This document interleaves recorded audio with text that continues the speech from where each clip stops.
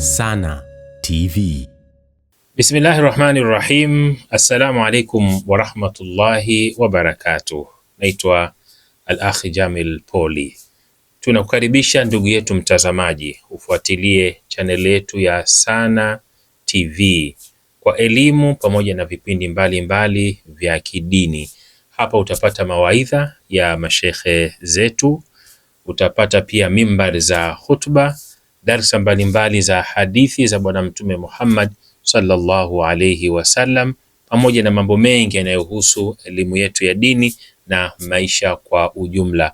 Kama bado mpaka sasa huja subscribe channel yetu hii ya Sana TV, tunakuomba mtazamaji, fanya hivyo haraka ili uwe mwanafamilia. Nenda katika sehemu ya kuweza kusubscribe, fanya hivyo na utapata kila ambacho kitarushwa kupitia hapa Sana TV. Tunasema Sana TV, elimu na hekima. Bila shaka utakuwa uko hadhiri kabisa, msikilizaji wa sauti ya Qur'an, na unaposikia nashidi hiyo ndio ishara kwamba sasa tunaingia katika bahar ya kipindi cha toba za waja wema. Fursa unaipata ndani ya mwezi wetu huu mtukufu wa Ramadhani, katika mengi tu mazuri ambayo tunakuwa nayo, basi ni kipindi kama hiki cha toba za waja wema. Mengi yanazungumzwa hapa kuhusiana na toba zetu, na Sheikh Hassan Said Chizenga ndiye ambaye kwa hakika anatuwezesha kuyajua mengi kabisa kuhusiana na toba. Hivyo ni kusihi na kukuomba ukae kwa utulivu na kuweza kusikiliza nukta kwa nukta, neno kwa neno katika yale yote ambayo Sheikh ameandaa siku hii ya leo, ili ukipata nafasi ya kuja hewani, basi moja kwa moja unakuwa umebakia katika mstari, kwa maana katika mada. Mimi ni Jamil Poli na tayari Sheikh Hassan Said Chizenga amekwisha kuingia ndani ya studio. Sheikh, karibu sana. Asante sana. Nichukua nafasi hii kuamkia wasikilizaji wangu wote kwa maamkizi ambayo ni dua kwao, na najua na wao wataitikia na mimi nitapata dua hiyo kwa kuambia assalamu alaikum wa rahmatullahi wa barakatuh. Wa alaikum salam wa rahmatullahi wa barakatuh. Bila shaka msikilizaji nawe pia utakuwa umeitikia salamu hiyo, na utaratibu ni ule ule tu. Sheikh atahudhurisha kile ambacho amekiandaa katika siku yetu hii ya leo ndani ya kipindi, na baada ya hapo utapata nafasi msikilizaji ya kupiga simu, aidha kuuliza swali linalohusu toba, au kama katika kisa hiki kuna kitu umejifunza, basi utaipata fursa hiyo ya kuweza kupiga na kueleza. Sheikh, karibu sana. Asante sana. Alhamdulillah wassalatu wassalamu ala rasulillah wa ashhadu an la ilaha illa Allah wa ashhadu anna Muhammadar rasulullah. Allahumma salli wa sallim wa barik ala habibina wa sanadina wa shafiina Muhammad wa ala alihi wa ashabihi ajmain. Na baada ya kumhimidi Mwenyezi Mungu na kumtakia rehma na amani mtume wetu Muhammad, namshukuru Mungu kwa kunijalia nikapanda tena katika kiriri hiki, mimbari hii, ili nizungumze na ndugu zangu kokote waliko. Huenda ikawa ni sababu ya mmoja wa kuongoka akatenda mema, na mimi nami nikawa nimepata faida kwamba kuna ambaye nilisema siku moja akazinduka. Kwa hiyo katika sura kama hiyo huwa na tafakari, nasema ni nini niseme ili atakayenisikia azindukane. Sasa katika mawazo yangu hayo nikakutana leo nikisoma Qur'ani, aya isemao wa ma mana annasa yu'minu idja'ahumul huda, na kuna chochote kilichowazuia watu kuamini ulipojia uongofu. Umejia uongofu lakini hawaamini. Kwa nini hawaamini? Hawaamini hata kama uongofu umejia, wayastaghfiru rabbahum, na hicho kitu chawazuia pia kumomba Mungu msamaha madhambi yao. Ni hivi kama tunavyozungumza toba toba toba, lakini sidhani kwamba kila anasikiza kipindi siku hiyo anatubu. Sasa Mungu anasema wa mamana nasa yu'minu idja'ahumul huda wastaghfiru rabbahum na hakuna chochote kilichowazuia watu kuamini pale uongofu ulipowajia na kumwomba msamaha Mola wao, ila wanasubiria antaatiyahum sunnatul awwalin.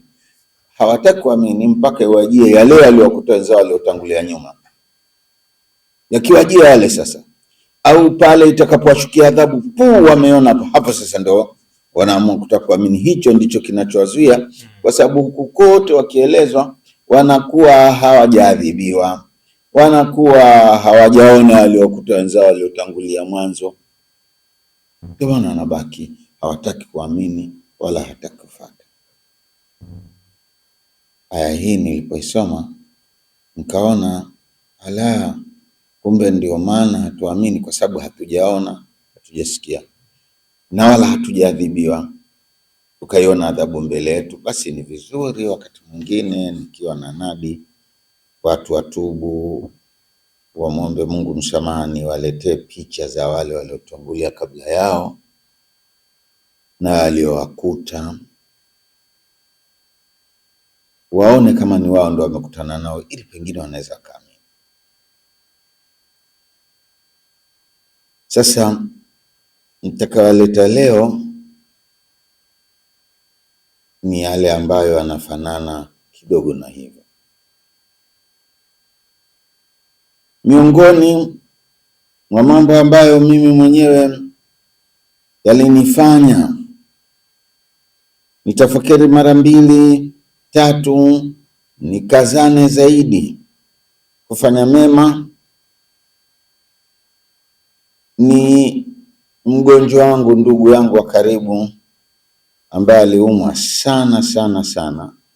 Aliumwa akafanyiwa operation ya kupasuliwa kichwa kuondoa uvimbe, lakini kwa bahati mbaya daktari aliniambia alivyokuwa anaujua ugonjwa sivyo, kwa hiyo kumpasua kwake kichwa hakukusaidia kuweza kupona yule ndugu yangu, ikabidi augue mpaka afe. Na kifo chake kilisikitisha sana, nashindwa kueleza alivyokuwa kiteseka kitandani pale. Alikuwa kafungwa kamba mikononi, miguuni, kwa jinsi anavyojikakamua. Nipoona ilivyotokea vile nikasema na mimi kidogo ndio nimesoma, nikasoma hadithi ya Mtume inayosema kwamba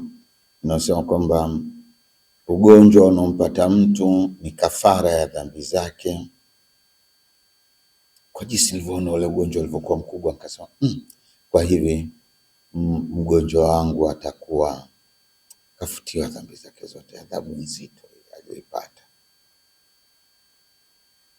Mwenyezi Mungu akataka nijulishe na nifahamishe ukubwa wa hayo yanayokuja, ili tuyaone kabla hatujafikia. Kaonyesha usiku, nadhani wengi tunapajua Muhimbili pale mochware. Pale ukitoka pale mochware kuna vitu vili mbele ya mlango wa mochware. Kuna njia moja hivi inakwenda kanisani, afu kuna nyingine inakwenda msikitini. Nikaliona mimi nasema atakuwa uko peponi. Nikaonyeshwa ule mwili wa ndugu yangu umebebwa kwenye stretch, ukaelekezwa msikitini, lakini haujafika msikitini, umewekwa katikati na hakuna kuubeba kuupeleka msikitini. Yani imewekwa ile maiti, imewekwa njiani, inataka ende msikitini, hakuna kuibeba kuipeleka, kwamba ndio ugonjwa uliosema ni mkubwa lakini haujatosha msikitini, hajafika. Nikajiuliza, mimi nikifa nitakuwa na hali gani?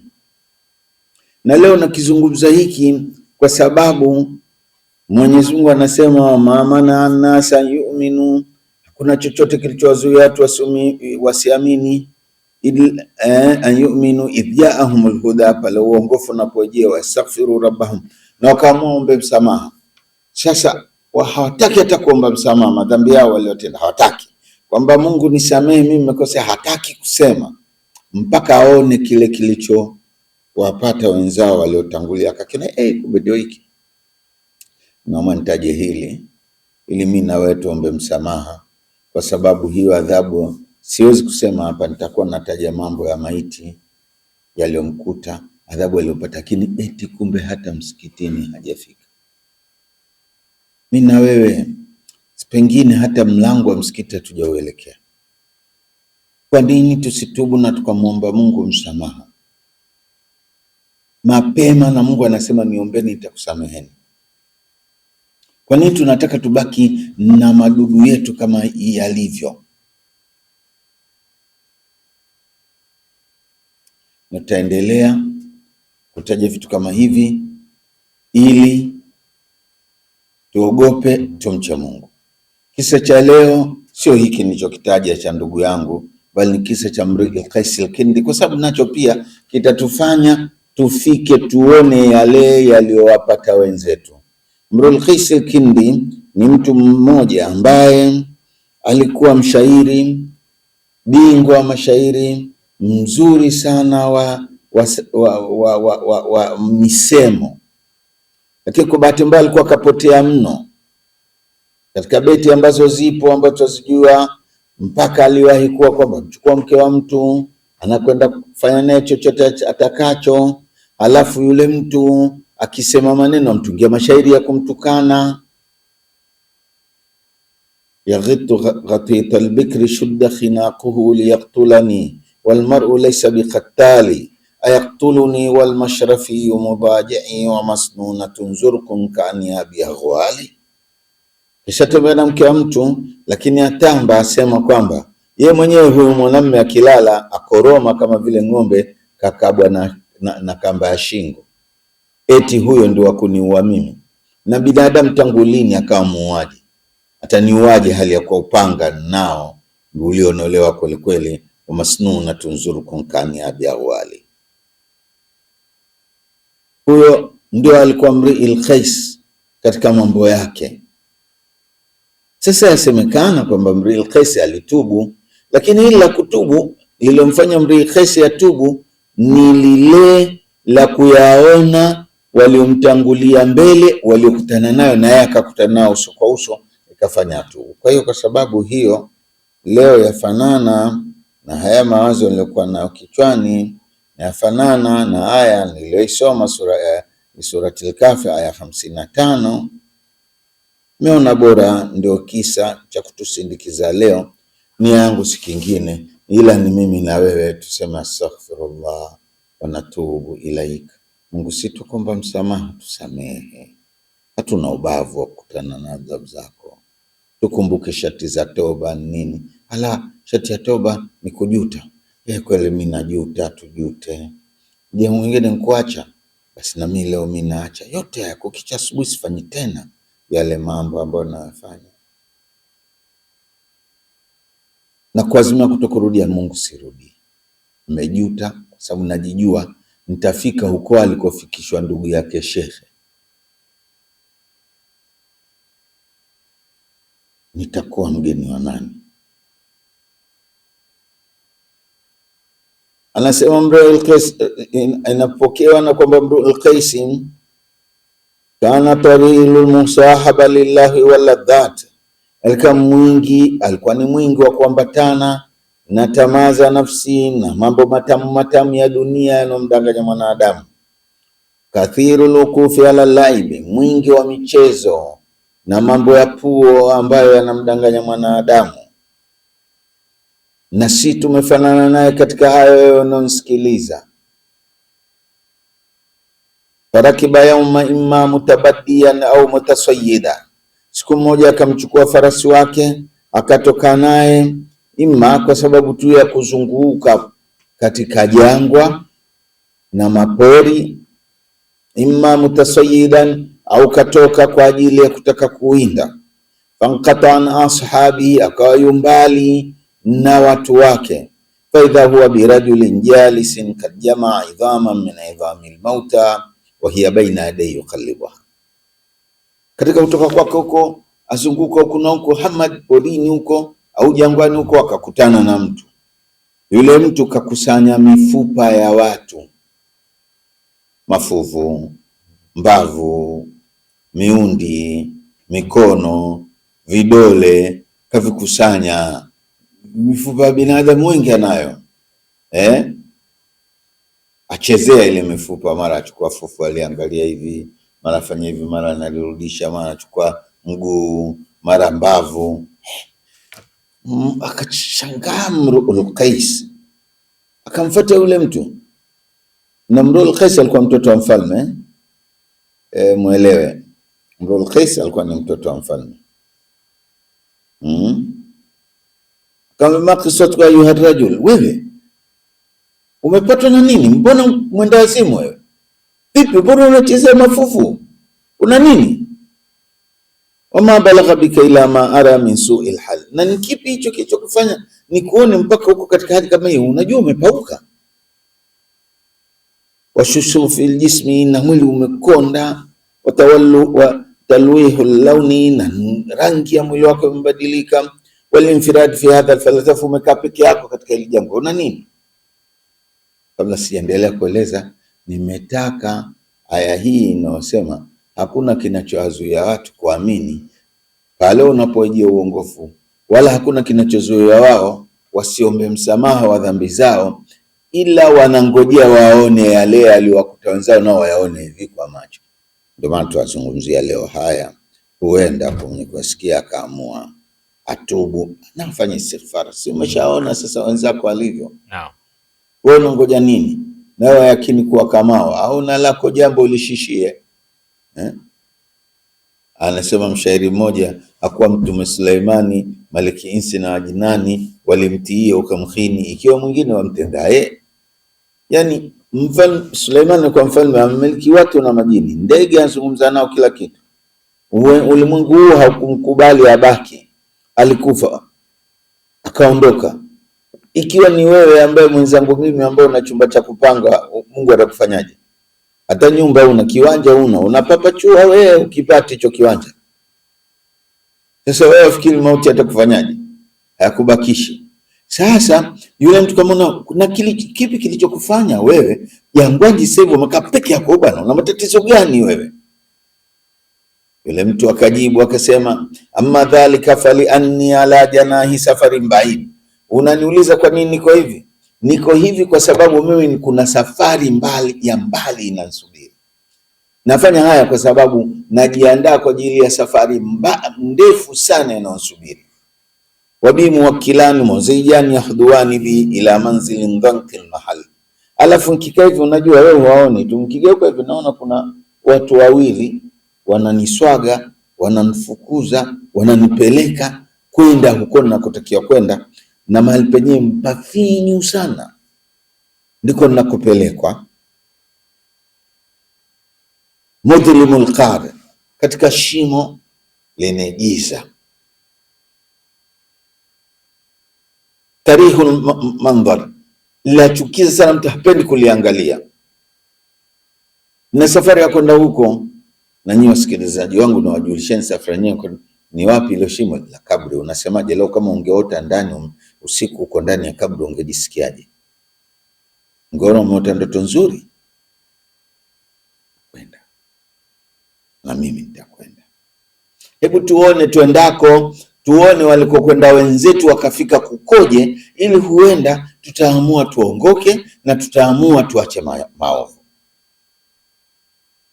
Wakishamfikisha kwenye hilo shimo, mimi na wewe tutafika katika hilo shimo.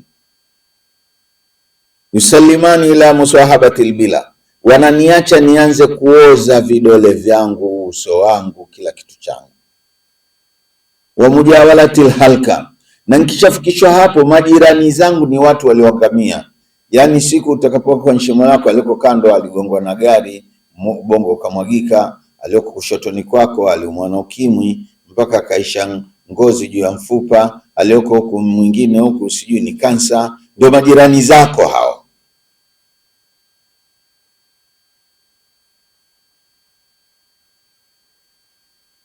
Tahta atbaqi thara, chini ya udongo, wala sio huko juu. Shimo ile kama bahati umepata bahati, ndio unachimbiwa ile shimo. Hata kama usipata hilo shimo, leo hata fupi kidogo tu, niambie unakuonaje? Japo kaburi ya sasa ni mtu aingie katika shimo afanyoshe na mikono na mne mpaka juu, shimo liwe refu kama vile, kule chini ndio kawekwe. Kama usadiki wa Mbambongo, enda nyumba zao zinde shingo, ukiita huitiku ila ni mwango, shauti ya mtu itindishia, anasema mshairi wetu. Mbona kama unisadiki na kuambia kwamba hawa wako huko, unadhania kwa mimi mwongo? Enda nyumba zao zinde shingo. Yale makaburi kama kule kijijini sikunakuwa kuna miti mingi mikubwa imeota, enda nyumba zao zinde shingo. Anayetaka kwenda kwao inabidi akaze shingo. Ukipita mahali panatisha, shingo unaikaza namna hii, unatembea kuogopa chochote kitatokea. Ukiita huitikwi, ila ni mwango, sauti yako mwenyewe akurudie, sauti ya mtu itenzishia. Bankil mahali tahta tubaki thara. Huko ndiko tunakokwenda. Haya ndio amali yako haija kutosha, msikitini hujafika na njia uliongozo muongozo baa. Yule ndugu yangu nimemwota, mashallah, alikuwa msaada wangu sana kwa shughuli nyingi nzuri, na sio kwamba alikuwa anajitahidi na kuswali, lakini nimemwona kawekwa hajafika msikitini. Sasa sije mwingine pengine si lao, kama ndoto yetu kujia, utaona kama wewe umeelekezwa gesti, unaweza kuona naona bwana umeelekezwa baa. La haula wala quwwata illa billah. Wama mana an-nasa yu'minu, hakuna kilichowazuia watu wasiamini ila pale uongozi unapojia na kumwomba Mungu, sema ila mpaka unataka ona kwanza kwani ikoje hiyo adhabu. Lakini siku akiona adhabu hakuna mahali pa kupona. Sasa huwezi kupona, bora sasa hivi nuia kutubu, urudi kwa Mwenyezi Mungu.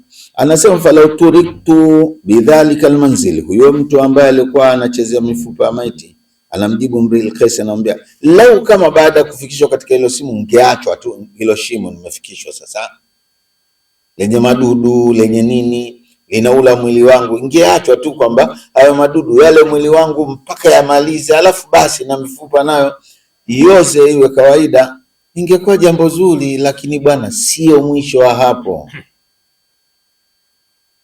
Lau turik bidhalika almanzil ma jafaihi, lau ungeachwa katika hiyo sehemu pamoja na najisi inavyotisha, wadhiki wahshatihi, na ufinyu na upweke wake, watiashu alhashashi aladhbi min lahmi wa asabi, na kwamba wadudu watakuwa wanakula nyama yangu na viungo vyangu. Lau ungeachwa wale mpaka mwisho, hata auda rufata, mpaka niwe si kitu, wataswira adhami ramama, na mifupa ya mwili yangu iwe imebadilika iwe ni vumbi, ingekuwa huo ndio mwisho. Kana lilbala inqidha, ingekuwa janga langu lina nafuu, si imekuisha, imekuisha. Walishaka ni haya, na haya matatizo nilikuwa nayo ingekuwa ndio yameisha. Lakini katika hali hiyo ya kaburi ambayo nitakokutana nayo, ambayo nitaoza kabisa na nitakuwa kama si kitu chochote, nitakuja fufuliwa tena. Bihauli mawaqifil jaza, niamshwe niwe hai tena kwa ajili ya kusimama kwa ajili ya malipo. Thumma la adri ila ayi daraini yumarudi, nikifufuliwa pale tena sijui maskini ndio nakwenda peponi nishadhibika au ndio natupwa motoni, sijui napelekwa wapi. Fi ayi hali yaltadhu bihi man yakunu ila hadha al-amri masiru. Yule mtu akamuuliza, wewe Mril Qais, ambao unanitaka nipendeze, unanishangaa niko hapa, mtu ambaye safari yake ndio hiyo, vipi akae duniani aone raha? Kaifa yalidhu al-aisha man kana aliman anna ilaha al-khalqi la budda sa'iluhu fayakhudhu minhu dhulmahu liibadihi wajzihi bilkhairi alladhi huwa fa'ilu. Anaona vipi raha mtu maisha ambayo hali ya kuwa ajua kwamba Mola wa watu atakuja muuliza, amlipize dhulma zote alizozifanya kwa viumbe wenzake, amlipe mema aliyoyatenda. Anaonaje raha dunia? La, Mril Qais kusikia maneno yale da yakamwingia. Falamma samia al-malku kalama, Yule mtoto wa mfalme ambaye naye pia ni mfalme aliposikia maneno hayo, alqa nafsihi an farasi, alijikuta amedondoka kutoka farasi alikuwa amempanda. Wajalasa baina yadaihi, akamfuata yule pamoja na uchafu wake na mifupa, kamheshimu. Sasa akakaa naye Bennett, bega kwa bega au goti kwa goti,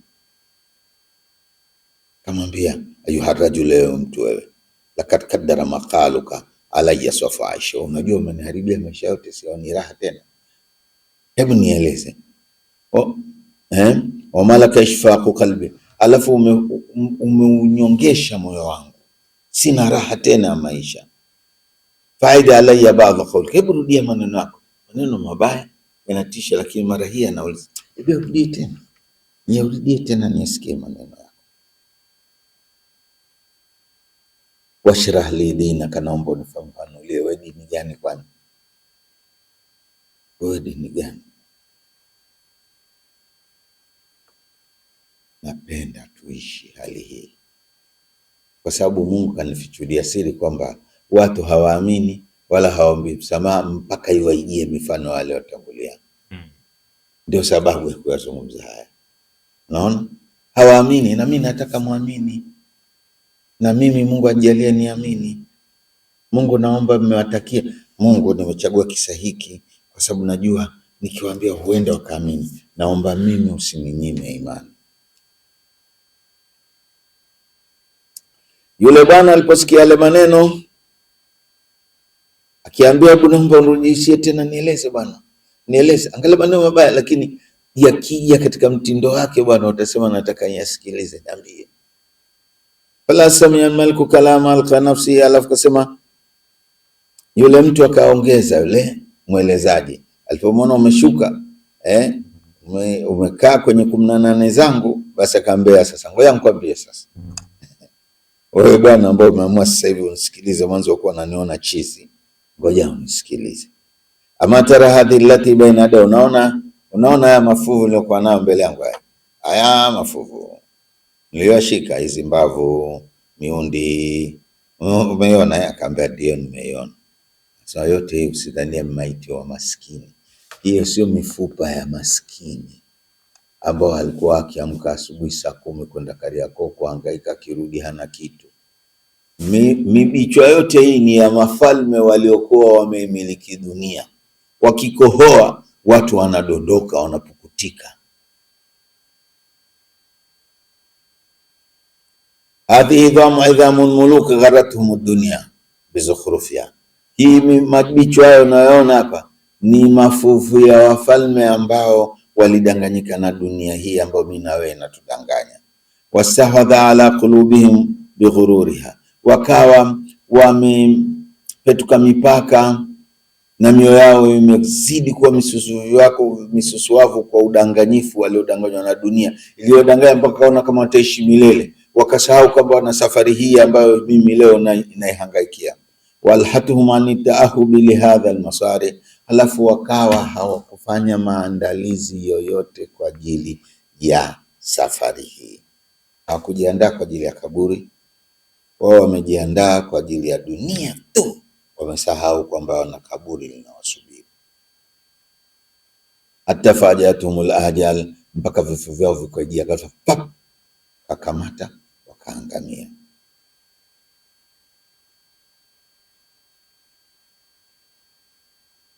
Wakhadhalatuhumul amwal, na mali zao walizochuma nyingi zikawadanganya na zikawa hazikuwasaidia lolote siku ya kufa kwao. Majumba, viwanja milioni. Kuna watu wengine Mwenyezi Mungu kawajalia ananunua nyumba mpaka idadi huwezi kuhesabu, na nyumba 100 unamkuta mtu. Wapo mpaka sasa hivi wapo. Wasalabatuhum bahu neema, alafu kifo kiwa kimanyang'anya mng'ao wa sura na cheo, sura ya cheo. Angalia hapa, huyu ni maiti, huyu alikuwa mfalme huyu, hebu muangalie, ana haiba yoyote sasa hivi hapa? Mbea hana. Lakini sasa nikwambie, satunsharu hadha lidham fatauda ajsada, hii mafupa yote haya yatavishwa tena nyama, yarudi ya binadamu anatembea, kisha italipwa dhulma zote ilizozifanya kwa viumbe. fa imma ila daril qarar, basi kama walitenda mema watapelekwa katika nyumba ya kukaa milele peponi.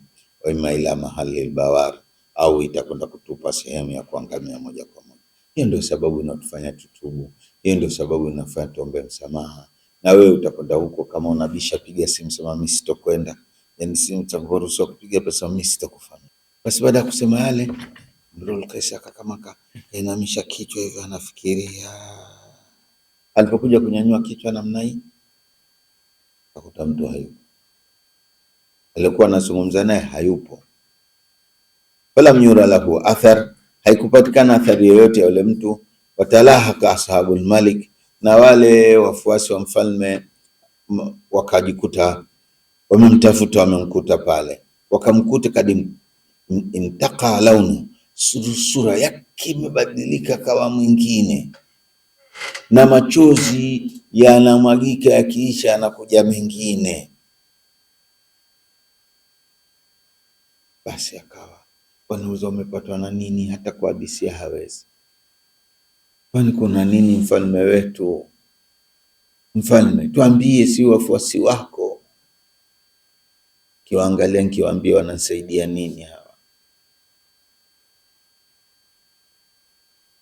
Falamma janna alayhi lailu, walipokaa naye usiku ulipoingia, nazama alayhi min libasil mulki, akavua mavazi yote ya ufalme yale yalikuwa mazuri, akavaa marapurapu, akapotea kwenda kuitafuta safari yake na yeye.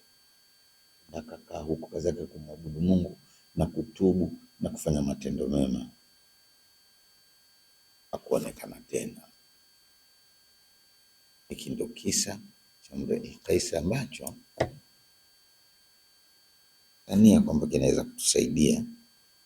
Huenda aya hii niliyosoma leo ikafanya kazi katika moyo wangu na moyo wako ya Rabbi. Kama maana nasa yu'minu idh ja'ahum huda, na hakuna kinachozoa watu kuamini pale uongofu unapojia. Wastaghfiru rabbahum, na kumomba Mungu msamaha kwa dhambi zao. Ila yatihum sunnatul awwalin, ila ni kwa sababu tu hawajijia na mifano ya wenzao waliowatangulia. Au yatihum adhabu qula, au waione adhabu ya kuangamiza maji iko machoni mwao. Namuomba Mwenyezi Mungu Subhanahu wa Ta'ala, kwa nia yangu hii njema ya kutaka wewe utubu, Mungu aruzuku na mimi toba, na Amen. akupe toba.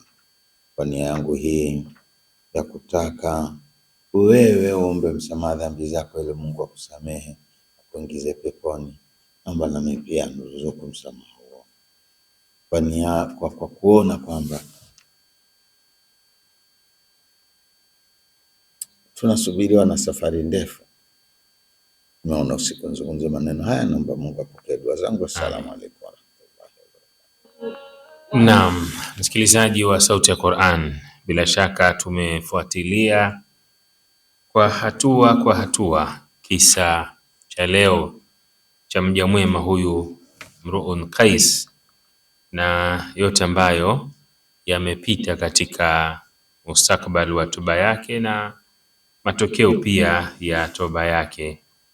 Alichokifanya yeye, basi maana yake na sisi pia tunatakiwa tukifanye katika kumrejea Mwenyezi Mungu Subhanahu wa Ta'ala. Basi naomba nikupatie nafasi sasa ya kuzungumza na wewe. Sisi tushazungumza humu studioni, nafasi sasa iliyobakia tunakuachia wewe, mdau wa kipindi chetu hiki cha toba za waja wema. Tupigie simu. Una fursa ya kuweza kuuliza maswali, lakini yawe yanahusu toba. Tafadhali zingatia hilo ili tusiupoteze muda. Lakini kama umefuatilia kisa na una mchango wako wa mawazo, kuna kitu kimekufundisha, tafadhali karibu unipigie sasa kupitia nambari ya 0673 88 6660 0673 886660. Hiyo ndo nambari ya kuweza kunipigia moja kwa moja hapa. Karibu, kipindi hewani ni toba za waja wema. Tayari hapa Sheikh amekwisha kihudhurisha kisa cha leo. Kwa hivyo kilichobakia ni wewe mwenyewe kuja tukazungumza pamoja. Kwenye laini hapa, asalamu alaikum. Kwema bwana, habari za kwako? Karibu.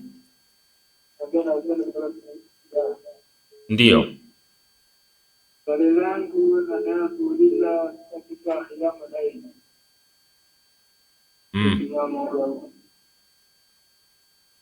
Unatakiwa kusemaje?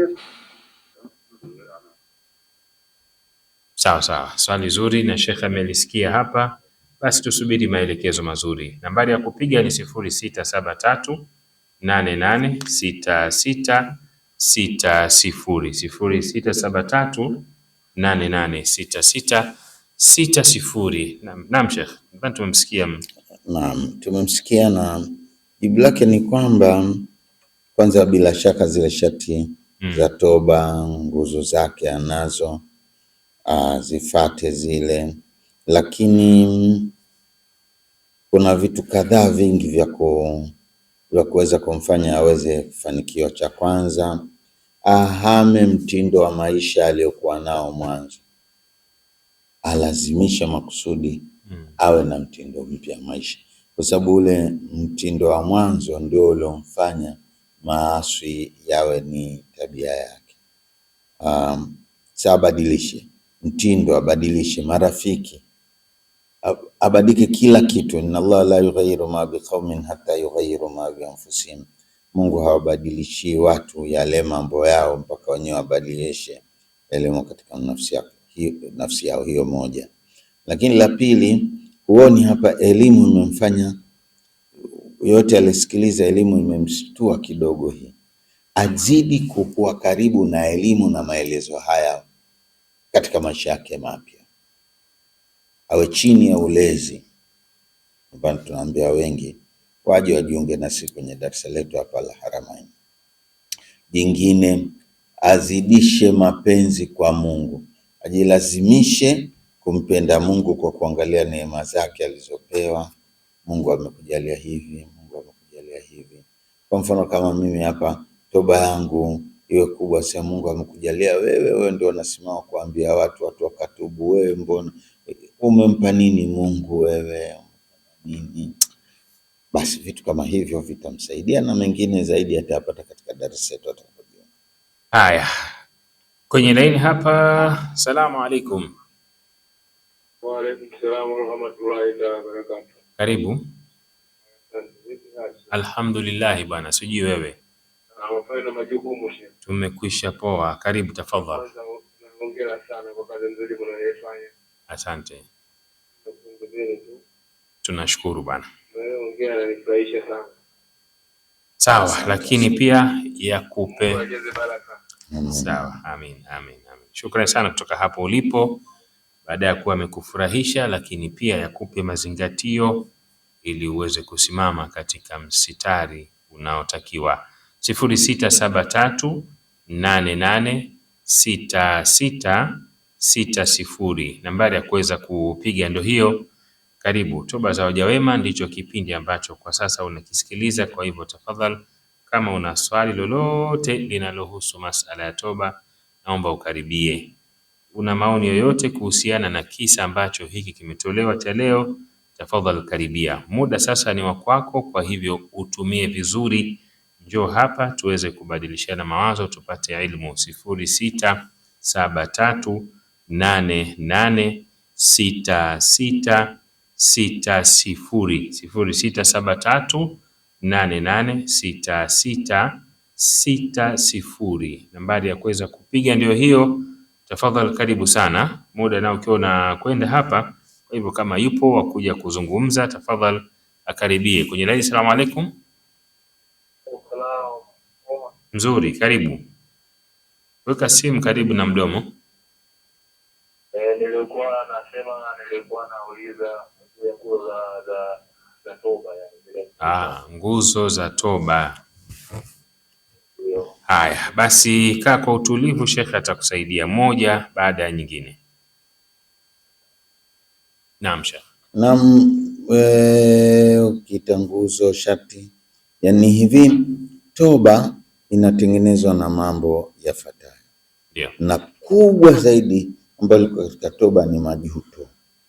Kwa mfano kile kisa ambacho tumemtaja yule aliyokuwa ndugu yangu alifariki, alafu akawa amefariki kwa mgonjwa mbaya wa kutisha, alafu mimi nikamwota kwamba hata msikitini hajafika. Ile kusema mimi itakuwaje? Mimi naona hata maana alikuwa kiswali, usidhani kwamba alikuwa swali. Kwa kiswali. Sasa useme mimi nitakuwa wapi? Najuta. La kwanza ni kujuta kwa kupoteza umri wako bure bila kumwabudu Mungu, ikawa ndeni. Kisha juta. Ya pili ni kuacha mara moja hayo makosa unayotenda na mtindo wa maisha uliokuwa nao. Yaani mtu unaombwa upya unakuwa mwingine. Ya tatu ni kuazimia kutokurudia tena katika maisha yale, lazima uwe na maazimio. Ya nne, kama ni mali ya mtu umemdhulumu, mrejeshee mwenyewe mali yake. Hizi ndio sharti ambazo ziko kwenye vitabu, ndio zinavyotengeneza toba.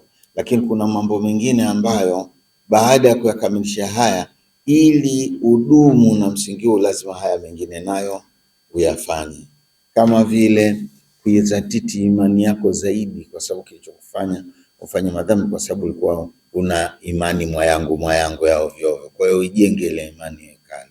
Alafu baada ya pale uwe mwingi wa kuomba istighfari, kumomba Mungu msamaha. Lakini jingine utende matendo mema ambayo yatafuta yale ya mwisho. Kitu kama hivyo.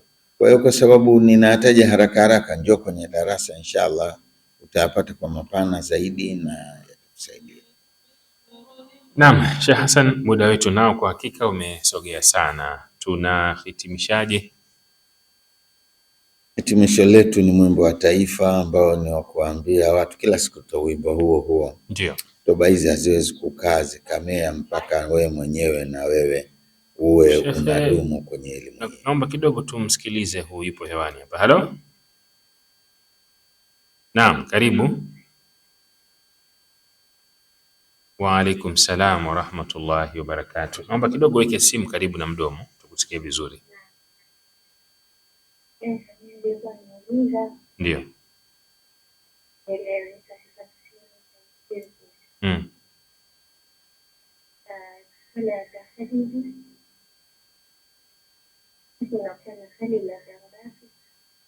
Tutatoa nambari za simu za shekhe hapa mwishoni mwa kipindi. Naomba umpigie alafu atakuelekeza vizuri kabisa. Naam shekhe, asante sana. Naam. Ni kwamba tu sasa bila hivi toba yako itakuwa haiko sawa kama hujajiunga chini ya ulezi wa kiongozi anayekupeleka peponi. Lazima mtafute mtu akushike mkono. Mtu kama ukujui Dodoma, njia Dodoma hijui, unamuuliza aliyepita njia Dodoma akafika akujulisha. Na Mwenyezi Mungu anasema ya alladhina amanu taqullah wa kunu masadiqin, nyinyi mloamini muogopeni Mungu, alafu kaeni pamoja na wale waliokuwa wakweli katika kumwogopa Mungu. Lazima ubadilishe kundi la unaoishi nao ukaishi na watu wengine design mpya kabisa tofauti na ile ya mwanzo. Na kwa sisi ambao tunasikilizana hapa sana tunakuambia tuna darasa letu hapa Al-Haramaini Tawalindi na Shauri Moyo, Dar es Salaam, Kariakoo hapa. Njoni tuweze kuwa pamoja, tuelezane, tuombeane, tuhusiane.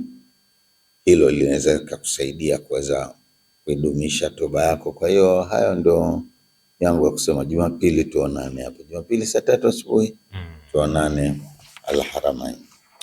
Naam, tunakushukuru sana kwa kuwa nasi msikilizaji toka mwanzo wa kipindi mpaka sasa tukiwa tunamaliza. Mungu akubariki kwa kuweza kutufuatilia, na elimu ambayo imepatikana hapa basi tuweze kuifanyia kazi. Kwa wale sasa ambao walikuja na maswali nje ya mada, sasa fursa ni ya kwenu ya kumpigia simu shekhe na kuweza kuzungumza naye. Nambari zake ni hizi zifuatazo: 0715 280 653, 0715 280 653 ama 0754 280 653. Mimi naitwa Jamil Poli, nikutakie mapumziko mema na usiku mwema. Tukutane asubuhi saa 12 katika matangazo yetu, na darasa la tafsiri ya Qur'ani tukufu ndilo tutakaloanza nalo. Wama alaina illa albalagul mubin. Waffaqani Allah. Wassalamu alaikum warahmatullahi wabarakatuh.